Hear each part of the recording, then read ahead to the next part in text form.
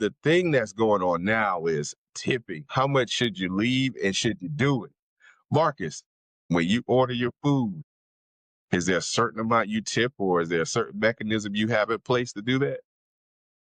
Man, this is really good. Old-fashioned style, man. I usually tip on the quality of the service, really. I've always was told give 10%, but to tip really well. But I have to say that's questionable at times, especially when this new thing, because my biggest issue is every place I go to swipe my card, every time I go to pay for something, I don't care if it's a bottle of water, some chips, or whatever it may be, they always asking for a tip, or there's always a place on the screen for a tip. And so now it's like tipping has become the new norm. So sometimes, I don't know, I feel a little reluctant sometimes, especially if there was nothing done. Mhm. So that's something that's different, just when I go in there and buy a bottle of water, the bottle of water, $3, and now you want me to tip you on the $3 when I grabbed the water, I put the water up here, I actually scanned it, and then you're still asking me for a tip. What am I tipping you for?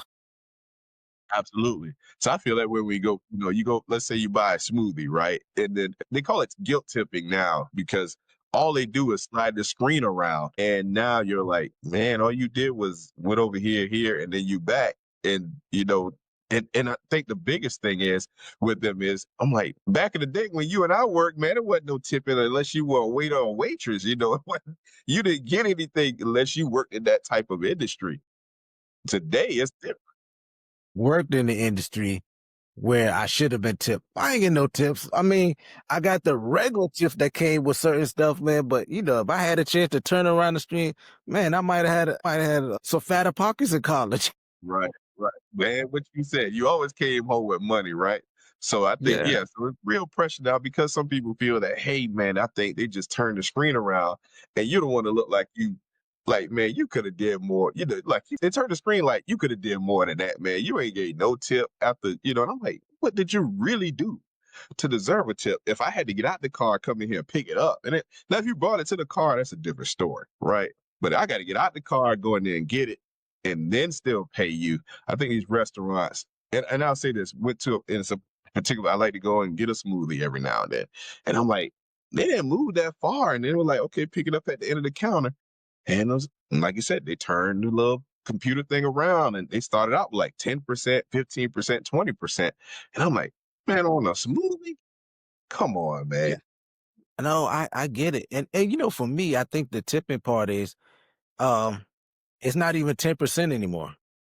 Most of the time they're telling you 20% off the rip.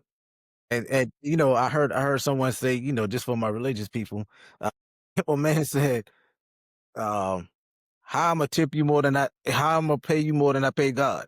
That's right. He said, Yeah, God asked for 2% and you asking for 20. What's going on here?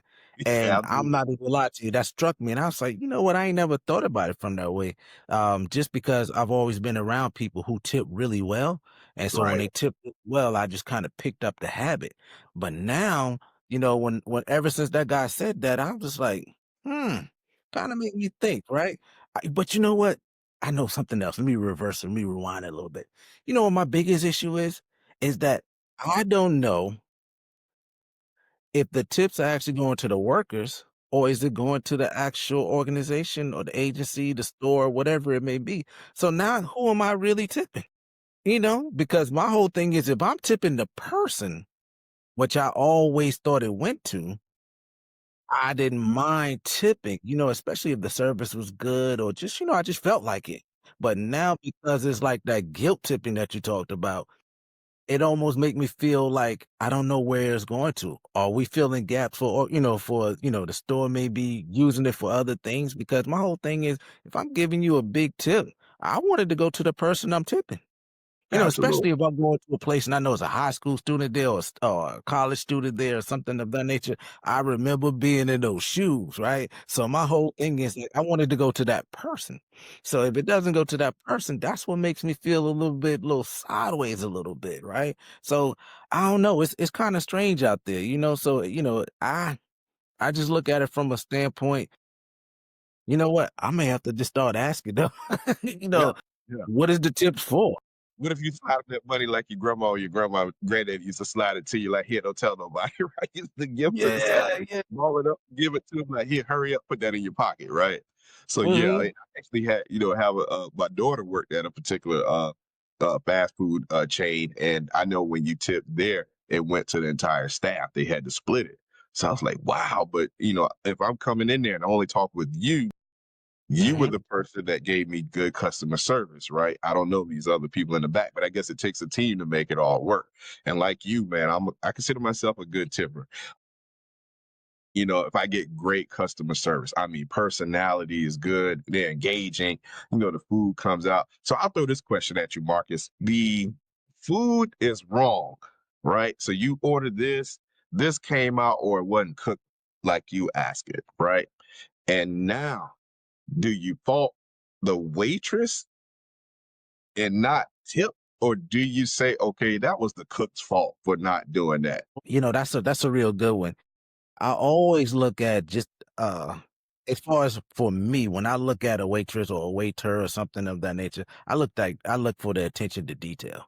Like, are you paying attention when I'm asking, ordering? Am I irritating you? Because I know I am a little challenging. I will admit because I'm just kind of finicky about certain things. So I look at all of that. But for me, I think it's more just how accommodating they are in regards to to my request afterwards. Like, my food came out cold. This is, it's not cooked to, what I ask or whatnot.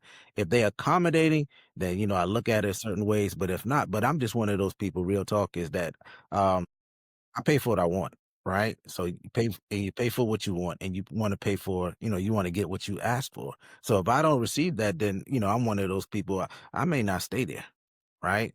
Because that's good hard earned money that's not there. And for me, I know telling the world is right here. So I'm on a strict kind of diet.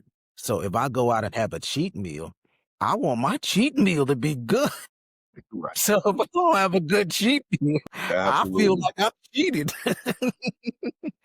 But Man, but the in there with you. but to yeah, but to answer your question, that's a really good one. I'm looking at both sides, right? Just because I'm just one of those people. I'm looking at it all, and I like to give grace where grace is expected and needed. But I also have to look at the fact that, man, this is good, hard earned money, especially if I'm outside. And this is a cheat meal for me most of the time. Yeah. So a little irritated if it ain't where I needed to be. So that may be a little bit differently. Now I got a question for you.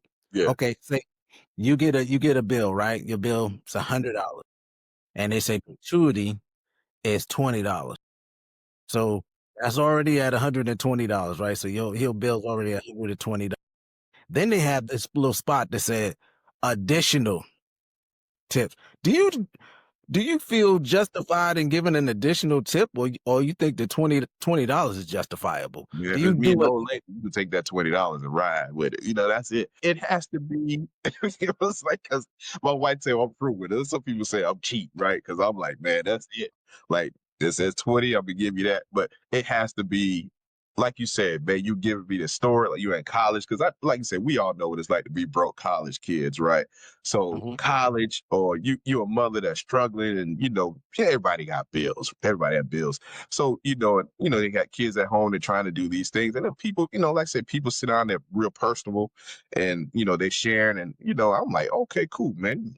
$10 ain't gonna hurt me. Like it ain't gonna break me to give somebody. So yeah, if they're there and everything is going well, the food is good, they are great, a great personality. I met a good guy, and a matter of fact, met him at some church stuff before. And man, I can tell you every man that comes in, and matter of fact, some of our colleagues were in the restaurant. This is years ago. Every man that comes, he calls him Stedman, Oprah's boyfriend, Stedman. He'd be like, "What you Yeah, eating, Stedman?" He always call everybody Stedman. So it was like these young kids don't know who Stedman is. So we do. yeah.